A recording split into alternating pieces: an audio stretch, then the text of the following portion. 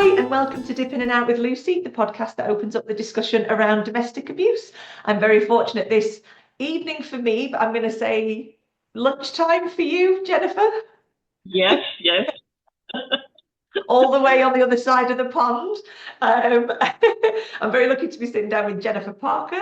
And Jennifer is an author. She's a retired therapist. She also runs workshops, basically many, many hats. And I think, as I often do, it's best to hand over to the professional to explain a bit more about what they do and why they do it. So it's lovely to see you, Jennifer.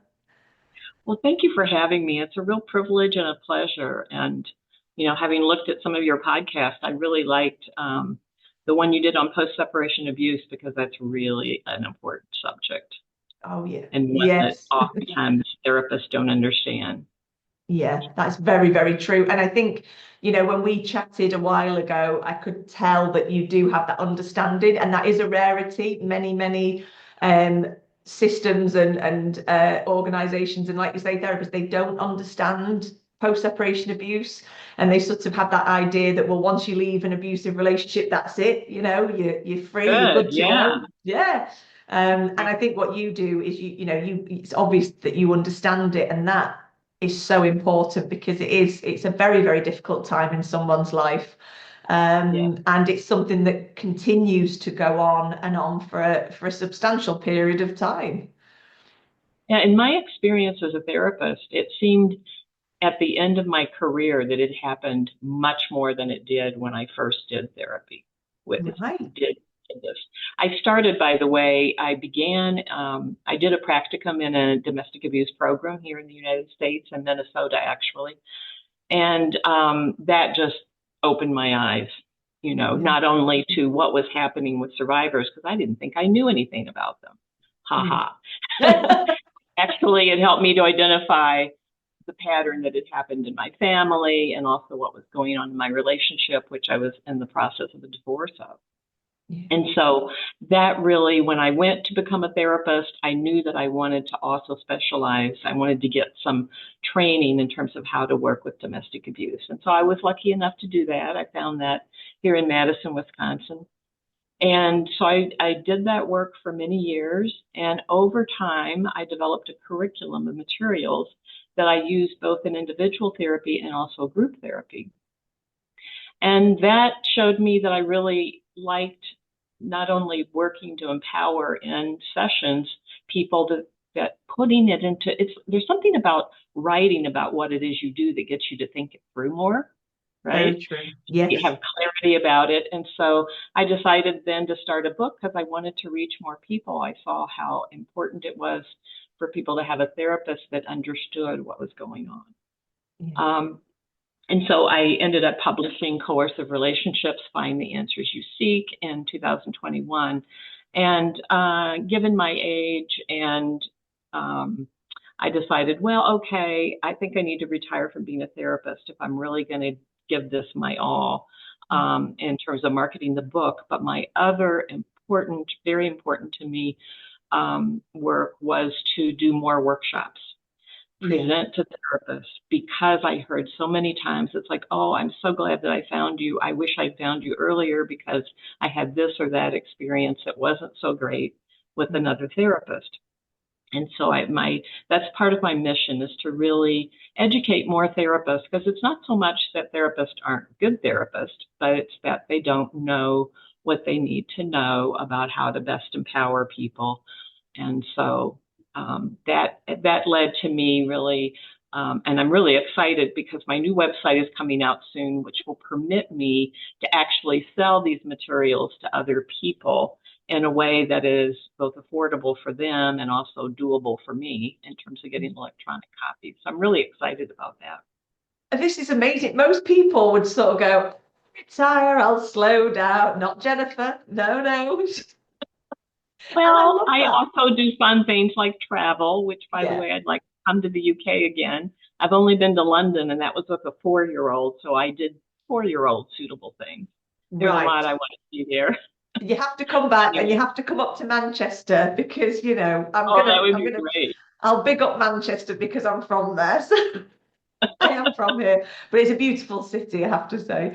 Um, but yeah, I think, it's so important, like you say, that, coming back to this idea around therapists understanding, because I think what we don't appreciate enough is, and what society in general across the globe doesn't appreciate enough is, if someone is opening up to you about anything, but in particular, if they're opening up around domestic abuse, post-separation abuse, it may be the first time for them to A, talk about it, B, they may be just sort of really starting to understand and process that what they've experienced is abuse because it's been so normalized to them throughout the relationship, whatever that relationship was, whether it's with a family member, whether it's with a romantic partner, whatever it is, abuse comes in many, many forms.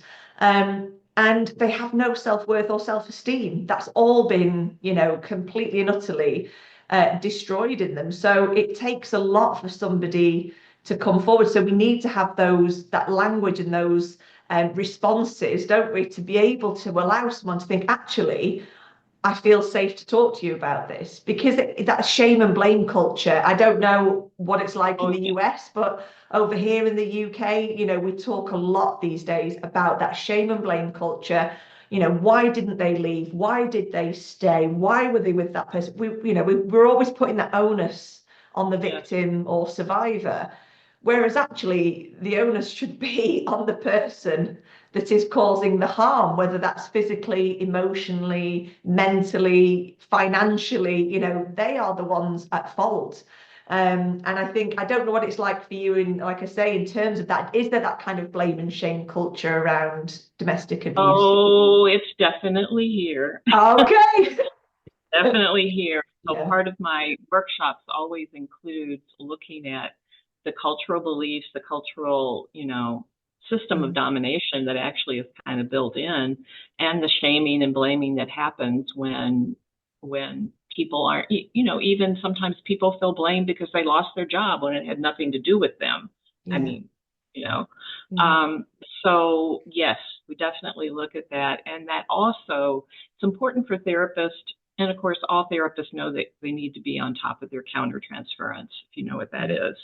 No, I'd like you to, I Issues that understand come up, transference, but you could explain this a bit more for me, please, if you would. countertransference. So it's like we all have our own histories, our personalities, the families we grew up in, the things that we learned. And that's just, and we need to be aware of how they influence us. And Yeah. so as therapists, we can, maybe we get impatient with somebody without even thinking about it, thinking, well, why aren't they doing this? Why aren't they doing that?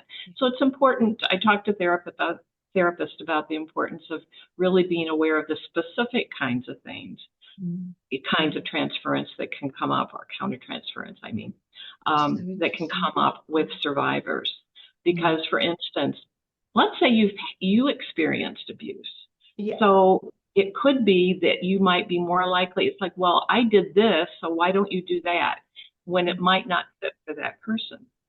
Or Yes. if you've never experienced abuse, then it might be harder for you to understand why Mm. they feel so hopeless and helpless, why they're responding in the way they are.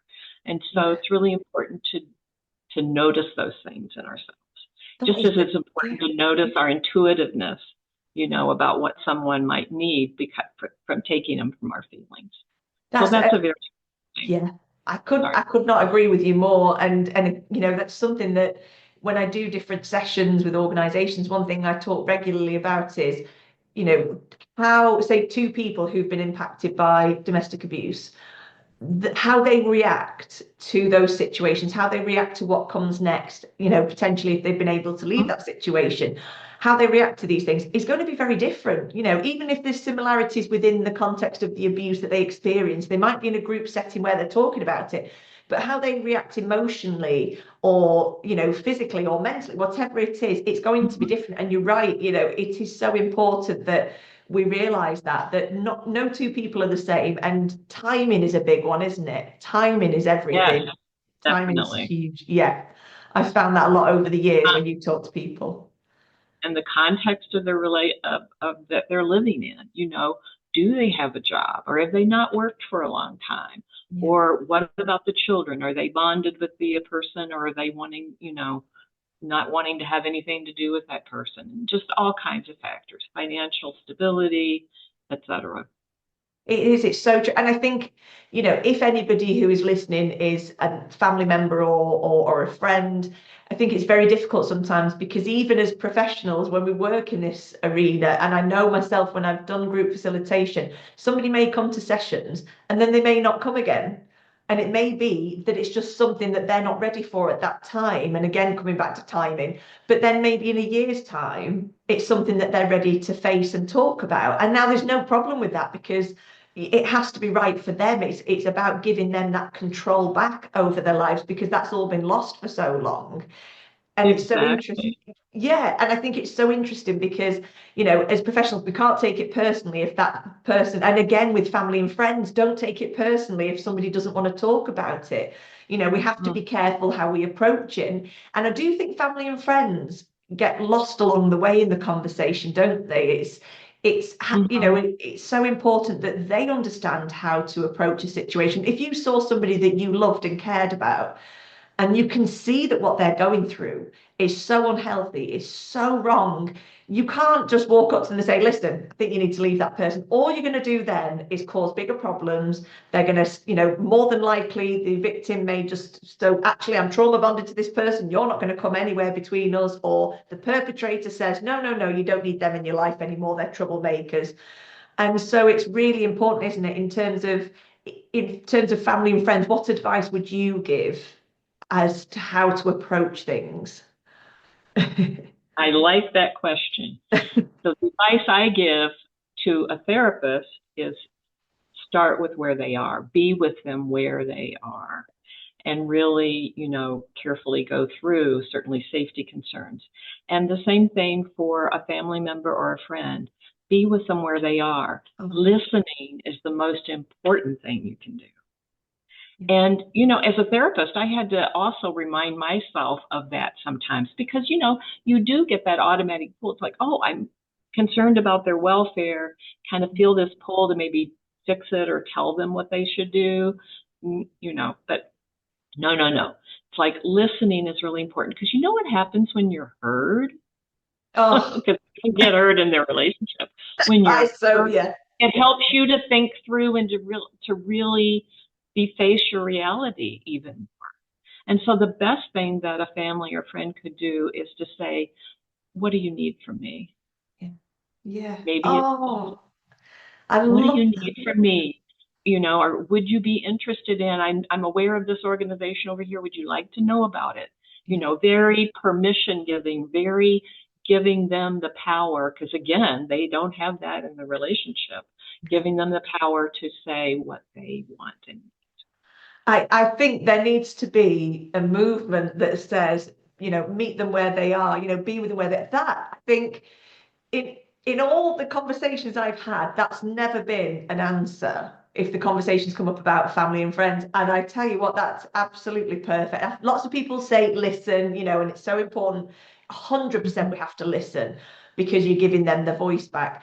But no one's ever really talked about where they are at that time. And that right there, I've got goosebumps. That's amazing. It is meeting because again, I talk about this a lot around somebody can feel like a victim one day and a survivor the next. And then something will happen, and especially around post separation abuse, something will happen and they will be triggered in some way and they go back to square one and feel like they're a victim again. And so it's important, like you say, along the way to meet them where they are. One day they might feel like they're thriving and everything's going in the right direction. And another day it could feel like it's all gone to pot. So meeting them where they are at those points in time, if you are somebody that's worried about a family member or friend, that's the key. That's the title of your next book. Telling you, that's genius. It's absolute okay, genius. I'm I'll going to make get a it put on note a of that. t-shirt. You do. I'm going to get it put on a t-shirt. I am. I love that. Forget my other t-shirts. That's brilliant. It is. It's so true because that isn't talked about. We talk, like I say, a lot about the listening aspect, about the being present and all of that. But yeah, that person where they are one day is very different to where they are the next. And I Mhm. always say there's no shame in that. And again, coming back to that shame and blame, there is no shame in having days where you feel like, actually, I can't face it today. I can't do this. I've had enough. Maybe you need that day just to take a breath and say, okay, I'll try again tomorrow. One of my favorite authors is L.M. Montgomery that wrote Anne of Green Gables. So I grew up on Anne of Green Yeah. Gables. And I love one of the quotes in it is, tomorrow's always fresh with no mistakes in it. And I think for a lot of victims Start and over. survivors of domestic abuse, it's such a good kind of a bit of advice because it is, whatever happened the day before, let that go. Tomorrow's fresh, start again and move, go from that point. Don't keep looking back because we can all do that, can't we? We can all look back and woulda, shoulda, Oh, coulda. yeah. I love that. I love that. It reminds me of a Native American saying too that I'm not going to be able to come up with, but it's essentially the same thing.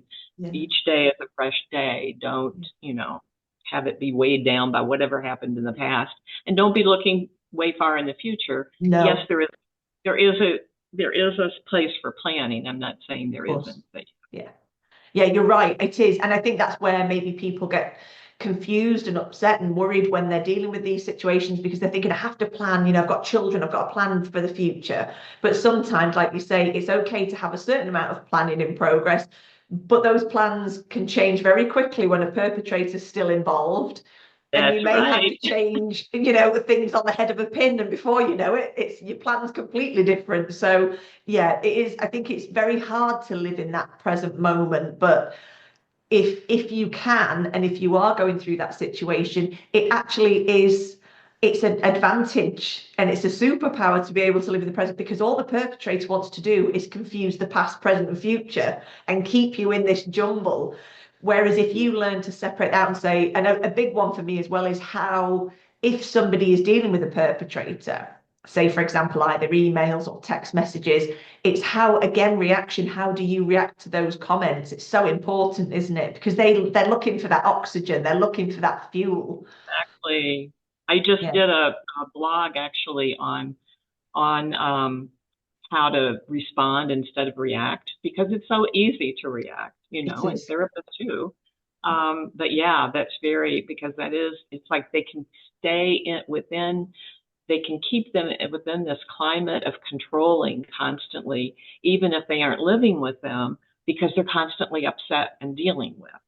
And Yeah. so there's a lot of good resources out there that help people in terms of how to really have very brief conversations, stay on the point, don't get pulled into the power games, that kind of thing. And Yeah. that's the awful thing is sometimes when you are pulled in and when people find themselves pulled in, then they beat themselves up and say, "Oh, I knew it." And but that again, that's the beauty of having, we're never sure if we've got tomorrow, but if we're fortunate enough to have tomorrow, there's always tomorrow. So don't beat yourself up about it. Right. You don't have to let that kind of dictate how you deal with things in the future. And it's It's a not even learning experience, right? absolutely, yeah, absolutely, It is 100%. a learning. Yeah, it is. It's so important. And I think, what you're doing and how you approach things, and especially around such difficult subjects is incredible. I do. I think. And so tell us a bit more about your workshops as well. I wish I was over there. Well, maybe I'm looking at whether or not to do things that are like recorded and people can do at their own pace. So we'll see about that. Yeah. Um, I was just going to say that I'm reminded of a story that a survivor gave me one time about what was helpful to her in therapy. And what she said, part of what she said in there was, I had to hear things multiple times Yes. before I could really get it and kind of take it as my own, And part of what she was saying was like she would get pulled into getting so upset and keep expecting that person to have changed somehow instead of expecting, okay, this is who they've shown who they are. This is what I can expect. Yeah. So don't expect something else. Oh, But my workshops.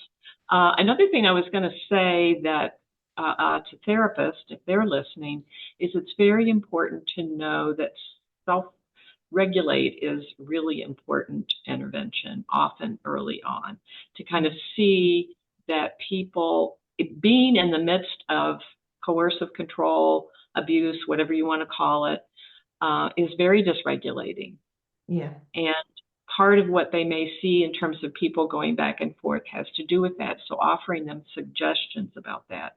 I don't know how familiar people are with Bruce Perry's 3 R's of trauma, but when I took a look at what I was doing, I see you nodding your head. The interventions that I teach therapists fit within those 3 R's. And so the first one is self-regulation, teaching them how to do that, just really simple methods, different things for different people. Another one that I talk about is in the silence, things that have to do with around, and this is a relate intervention, but it's around getting to know that person, hearing their story, and things that help with that. So, for instance, I have a coercive control checklist that often is helpful when people are coming in and saying, I don't know if I'm being abused or not, and they're kind of going back and forth, and depending on what they're hearing from their abusive partner too. And so that can be helpful, but there are many interventions. And so in the materials that I'm going to be making available to therapists, there are, I think it's 36 different, 41 different interventions throughout the whole one. So there's end the silence. There's also what I call domination systems. So those things, all the domination beliefs that cause other kinds of oppressions. And we need to be aware as therapists that if somebody's experienced racism or even poverty or any other kind of oppression in their life, that also, they're dealing with both of those things. Yes. And that impacts how they experience intimate partner abuse. For instance, if you have experienced racism by police, then you're not going to be apt to feel like you can call the police, right? Absolutely. It's just one example. Yeah. Yeah. And then there's all the things that fall under reason, such as mind mastery, learning to really observe what you're thinking, not believe everything you're thinking, learn how to change some of your thoughts so that they're more self-enhancing. And then boundary repair is another one. Then what I call find your voice, which essentially is about assertiveness strategies, because regardless of whether somebody is assertive with other people or they were assertive before the relationship, it's dangerous to be assertive in the relationship. And then that can kind of flow into affecting how you are with other people too. Yeah. And then the last one is just recognizing the post-traumatic growth that can come out of this kind of thing. And I'm offering a free download for people of something called Recognizing and Building Resilience. Oh, and one of the things that is to be able to give to clients, but it's helpful for therapists to read as well. Yeah. But to have that as a resource. And one of the things it does is it walks people through, first of all, what is resilience? And then the resilient strategies that we often don't identify in our culture that survivors use, that people who are victimized do use.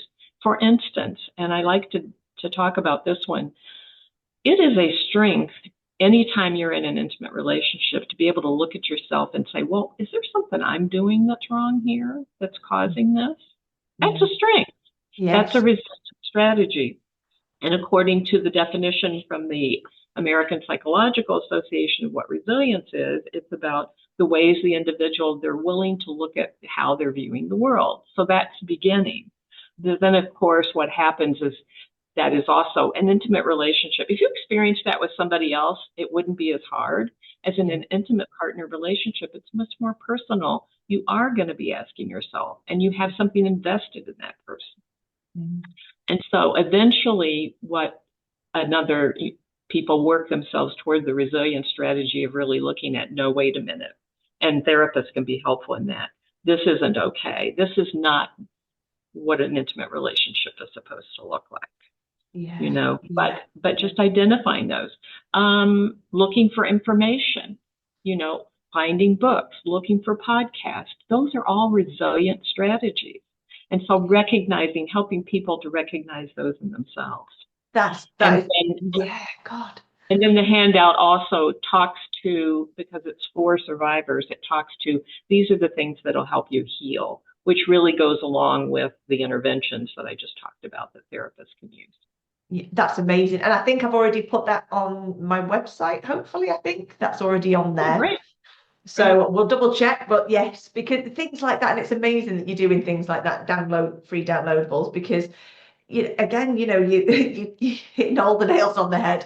It is about recognizing those little wins, isn't it? In a way, those positives, those Yeah. resiliences that maybe you Mhm. didn't realize that you were, and there's a lot of people that talk like that, saying, you see it a lot on social media. I had a really bad day today, and then this happened, and then it kind of it's the story's turned around and it becomes a positive. And you see that again in people talking about their domestically abusive situations, and it's like, I couldn't drink a certain type of drink because my partner said I couldn't, and we couldn't buy it or we couldn't afford it, whatever it would be, and eat certain foods, wear certain clothes. And even if it's just something like you're starting to wear a certain top that you think actually looks quite nice, or a pair of jeans, whatever it might be, those are all Mhm. things that you're taking those little bits of yourself back, but maybe Yeah. people don't see it as clearly, because those are, and recognize those things, because it may seem like nothing to somebody else, but to you it's, this is huge. It was interesting, I had a lady on the podcast, oh gosh, last year, and she's a journalist over here on TV, and she'd experienced coercive control, and she was talking about how she'd lost, financially lost everything. And her mom Mhm. had given her some money to go and buy a coffee in a coffee shop. And to buy that for herself, she said how free she felt, how independent she felt. And Yeah. I use that as an example quite a lot, because I think, we all just think of walking in a coffee shop and buying ourselves a takeaway coffee or tea, whatever it is, we can do that. But for somebody that has been so constrained for so long, and restrained from doing all the things they want to do, it's a massive thing, isn't it? And for her to recognize that and see, actually, buying a cup of coffee is huge. Yeah. I agree. And something else I thought about as you were talking was I like to remind survivors that just because it didn't work, for instance, giving the person the benefit of the doubt and trying to look at themselves, just because they didn't get the response they wanted, or if they reached out to family and family was blaming or asking them what they did wrong, that doesn't mean it wasn't resilient. Yes. It doesn't reflect on their ability to be resilient. It reflects on, well, that's just where that person is. That's that person's response. That's so true, because again, it's that blame and shame. It comes back to that, well, I did everything I could and it still wasn't enough. No, it was enough. From, that was that resilience. It was enough. You did the best you could. But unfortunately, the other person, it would never have been enough for them.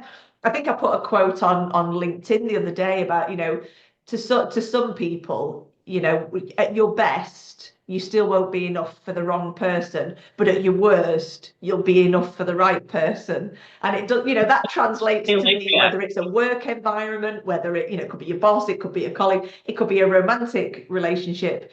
It's so true, for the right people in, for your tribe, whatever people want to call it, even when you're having your bad days, your worst days, you're still enough for them.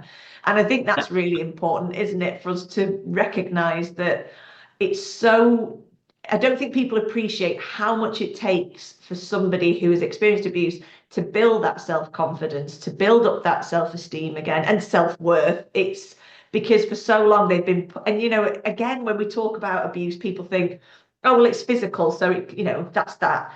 Actually, if it's psychological abuse, if it's verbal abuse, those are the things that stay with you, because Yeah. as human beings, I think we're almost programmed to, if somebody says, oh, you look really nice in that, and 10 people tell you look great, there's that saying, isn't there? But one person says, I don't like it. What are we going to do? We're going to fixate on the one negative comment that we got. So if you're around negative comments 24/7, and put downs and derogatory comments and all of that, that to you is going to become normal, and you're going to start to believe it. You're going to start to believe it's true, that it is you. You aren't good enough. You are overweight. You are thick, stupid, whatever. All these things that they come out with.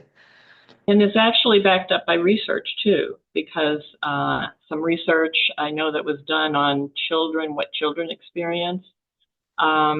is that actually psychological emotional abuse had longer term Yeah. Oh, effects. I can believe So, it. yeah, physically, on their physical health as well as their emotional. Yeah.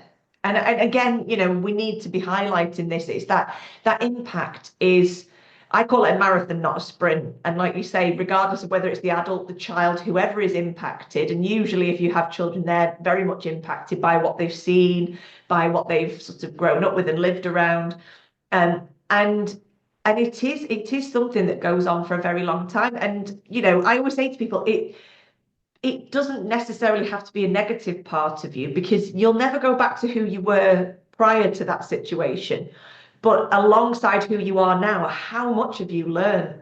How much have you developed? How much have you grown? And I see that as a positive. I do. I really think it's so important, because the self-awareness that comes with that growth is huge. That's true. It's not how we wish it had happened, but No. yeah, very Yeah. important. Yeah, and that's where I think we need to be focusing on these positives, that yes, there is an impact. Yes, it will have an impact probably for the rest of your life, but that doesn't, and that's why I think a lot of people end up working in these sorts of industries and in these areas when they work around domestic abuse, because they want to give back. They want to say, actually, I've found a space and place in my life now where I'm good. I'm not perfect, but I'm good. So now I want to try and help impart a little bit of what I know and support other people. And I think that's always so empowering when those with lived experience can support others and do it in a way that, we all know nobody's situation is the same as anybody else's. It's all very unique to that person. But for me, it always comes down to letting somebody know they're not on their own, because it's so isolating, isn't it? So isolating. Yeah. Yes. And I just want to recognize how important your podcasting is. Oh, thank you. Oh, thank you so much. All the work that we do. I mean, we all do have different pieces, but I really, really admire your work as a podcaster. So thank you for having me on. Thank you so much. I mean, I think we could probably talk for days. Let's be honest, we could. We would not have a problem, and we'd be sitting there fighting. I'm learning so much from you, and that's what I love is, when we're open to things, we're always willing to learn more. We don't always have all the answers, and I've never claimed to have all the answers, but learning from you today and listening to what you're saying, there's so much I'm taking away.